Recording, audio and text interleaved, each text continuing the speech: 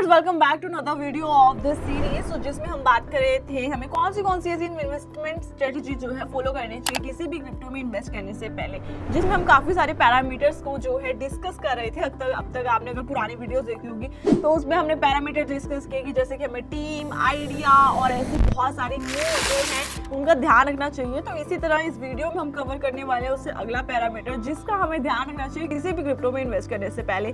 तो ये पैरामीटर हमारा आ जाता है टोकनॉमिक्स। जैसे कि नाम से भी थोड़ा पता ही चल रहा है कि ये जो है दो शब्दों से बना, टोकन और इकोनॉमिक्स। अब जो है हम टोकन की इकोनॉमी को एनालाइज करेंगे। अब इसमें भी काफी सारे जो है पॉइंट्स आ जाते हैं, तो हम पॉइंट्स जरा देखते हैं कि कौन सी चीजों का हमें ध्यान रखना है जब हम एनालाइज कर रहे होंगे किसी भी टोकन की टोकनॉमिक। तो सबसे पहला हमारा पॉइंट यहाँ पर आ जाता है जो कि है वैल्यूएशन ऑफ द प्रोजेक्ट। तो जब आप वैल्यूएशन कर रहे होंगे प्रोजेक्ट, तो सबसे ज्यादा आपको ध्यान रखना है कि वो जो प्रोजेक्ट है वो कौन सी कैप में आता है। यानी कि जैसे कि लार्ज कैप होती है, मिडिल कैप होती है, ऐसे कुछ स्पेसिफिकेशन इन्वेस्टमेंट नहीं होती है, आइडेंटिफाई नहीं कर सकते हो आप। पर आप इसको इस तरह से कर सकते हो कि मान लीजिए कोई प्रोजेक्ट है, वो उसका जो प्रोजेक्ट है वो 1 बिलियन के अराउंड का है, तो वो आप उसे कहेंगे कि वो लार्ज कैप में आता है। इसी तरह से अगर हम बोले कि वो 500 मिलियन के अराउंड का प्रोजेक्ट है, तो वो हम उसे कह सकते हैं मिड कैप में आता है। और इसी तरह से अगर वो 100 मिलियन के अराउंड है या 100 मिलियन का है, तो वो हमारे स्मॉल कैप में आता है। तो इस तरह से एवेल्युएशन करते हैं प्रोजेक्ट की और जानते हैं कि कौन सी कैप में वो आता है। ये सबसे पहला आप एनालाइज करेंगे, एक पॉइंट ये हो गया।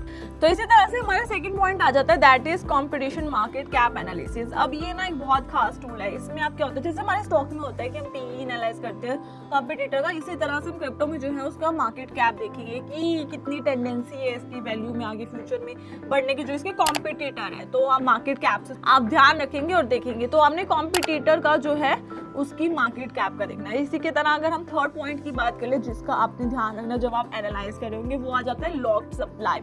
अब इसमें ना मैं आपको एक बताती हूँ, कुछ टाइम पहले जो है स्कैम हुआ था। सुशी आपने टोकन अगर सुना हो तो क्या है, लोगों ने बेसिक जो है एनालाइज ही नहीं किया। जो उसका फाउंडर था, यानी कि उसने जो है इसकी जो टोकन की सप्लाई है वो लॉक्ड ही नहीं कर रखी थी, जिससे एक टाइम पर सुशी की वैल्यू जो है $10 से सीधा $1 तक पहुंच गई। यानी कि $10 से सीधा $1। अगर आपने मान लीजिए $1000 अगर लगा रखे थे, इन्वेस्ट कर रखे थे, तो आपके सीधा $100 हो जाते।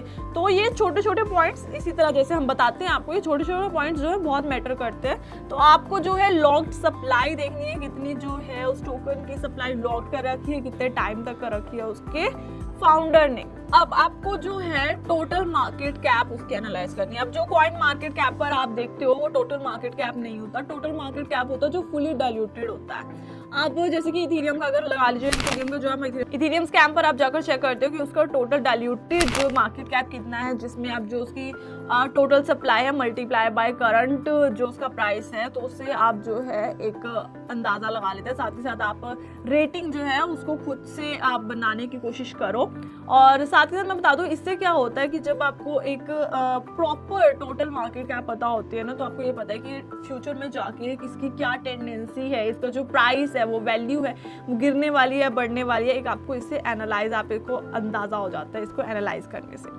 अब उसके अलावा जो एक पॉइंट आ जाता है तो आपको ध्यान रखना है, वो है इन्फ्लेशन। इन्फ्लेशन क्या है, यानी कि नए प्रोजेक्ट से जो है मार्केट में आना, उसके रेट को आपने जो है एनालाइज करना है। ठीक है, अब इसमें मैं आपको एक एग्जांपल बताती हूँ। ग्रेन जो एक टोकन था, क्रिप्टो करेंसी थी, उसमें सब कुछ अच्छा था, यानी कि सब कुछ बहुत सही था। उसके जो है कोई प्री मिंटिंग नहीं होती थी, उसके फाउंडर से भी कुछ अपने लिए मिंट करके नहीं रखा होता, ICO भी नहीं हो रखी थी उसकी। पर उसमें ये था कि उसमें पर हाफनिंग नहीं होती थी। अब हाफनिंग नहीं होती थी यानी कि बर्न नहीं होते थे। अब इससे क्या होता था, इन्फ्लेशन बहुत ज्यादा थी, इसके कारण उसके प्राइस जो है वो गिरता रहता था, पर उसकी मार्केट कैप नहीं गिरती थी। तो एक पीक पर मैं आपको बताती हूँ कि उसकी जो 80 बिलियन जो थी उसकी मार्केट कैप, और जो उसका उस टाइम प्राइस जो है $6 था, उससे गिर के वो सीधा 0.5 समथिंग रह गया। पर मतलब कि 0.5 उसका प्राइस रह गया, पर जो उसकी मार्केट कैप थी वो 20 बिलियन ही रही। यानी कि आप देख सकते हो सिर्फ 4x जो है उसकी मार्केट कैप में गिरा, पर आप प्राइस में देख सकते हो यानी कि $6 से सीधा वो 0.5 हो गया। तो इन्फ्लेशन भी एक, अगर ऐसे किसी भी उसमें आ रही है तो आपको उसमें इन्वेस्ट नहीं करना चाहिए, क्योंकि उसके प्राइस जो है बहुत जल्दी घट रहा है और उसकी जो मार्केट कैप है वो बहुत कम हो रही है। इसका ध्यान रखना है जरूर। उसके बाद जो है आपका, जो आप जिससे एनालाइज कर सकते हो, वो होता है डिफ्लेशनरी नेचर, डिफ्लेशनरी नेचर क्या होता है? अब जैसे इन्फ्लेशन होता है उसमें तो हम ये देखते हैं कि कितने न्यू टोकन्स जो है मार्केट में आ रहे हैं, कितना ज़्यादा बढ़ रहा है। पर जो डिफ्लेशन होता है उसमें क्या होता है, हम बर्निंग देखते हैं, यानी कि जो भी टोकन क्रिप्टो जो भी है वो कितना बर्न हो रहा है। अब जैसे BNB है वो अपनी बर्निंग करते रहते हैं। BNB का क्या है कि जितनी भी फीस वगैरह जितने भी वो अर्न करते हैं उसका 25% जो है वो बर्न कर देते हैं। अब इससे क्या होता है, उसकी वैल्यू भी बड़ी बरकरार रहती है, अच्छी ही होती है वैल्यू। तो ये एक ज़रूरी एक आप बोल सकते हैं पॉइंट है जो आपको एनालाइज ज़रूर करना है कि आप जो भी क्रिप्टो में इन्वेस्ट करने वाले हो कि उसमें जो है बर्निंग होती है या नहीं होती है। BNB की क्वार्टरली जो है बर्निंग होती रहती है। तो ये पैरामीटर्स है जिनका हमें ध्यान रखना है, क्योंकि छोटे छोटे पॉइंट्स है, जैसे कि मैंने आपको कोई एग्जांपल देके भी बताया है, हमारे छोटे छोटे पॉइंट से काफ़ी बड़ा लॉस हो जाता है। तो हमें अपना लॉस नहीं करना है, हमें कुछ अच्छे स्टेप ही लेने हैं। तो इन चीज़ों का जो है हमें ध्यान रखना है। तो अगले पैरामीटर को हम डिस्कस करेंगे अगली वीडियो में। तब तक मिलते हैं नेक्स्ट वीडियो में।